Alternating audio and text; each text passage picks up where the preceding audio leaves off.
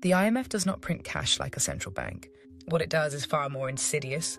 When a country like the UK borrows from the IMF, it doesn't get a suitcase of banknotes.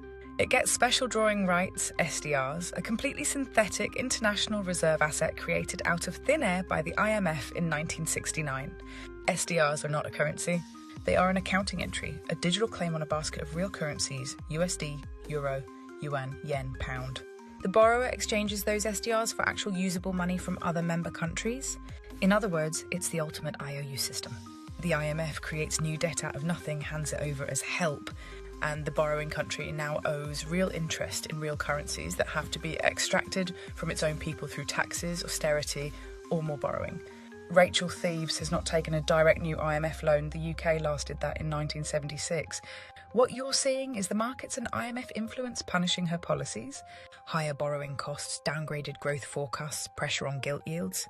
The IMF doesn't need to lend the UK money directly anymore.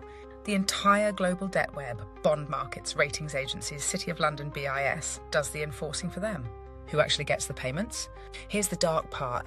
When a country repays the IMF with interest, that money doesn't disappear into a black hole.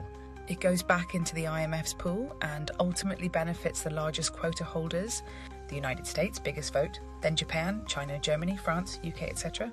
But behind the official members sit the real architects, the old banking bloodlines and the black nobility networks we've talked about.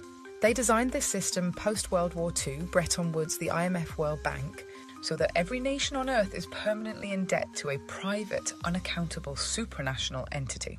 The interest payments extracted from British taxpayers or any taxpayers flow upward into the same debt-based pyramid that keeps every government on its knees.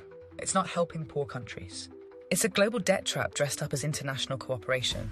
How the trap actually works: country gets into trouble, often because of previous IMF advice or global shocks.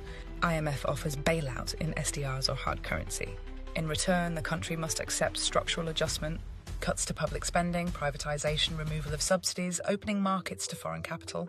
The country is now deeper in debt, paying interest forever, while its sovereignty is quietly transferred to the markets. This is why Liz Truss was removed so fast. Not because the voters hated her, because the markets hated her unfunded tax cuts. The bond vigilantes and the system behind them decided she was a threat to the debt machine. The stock exchange, the IMF, the central banks, they're all tentacles of the same beast. Fiat money detached from anything real, 1971.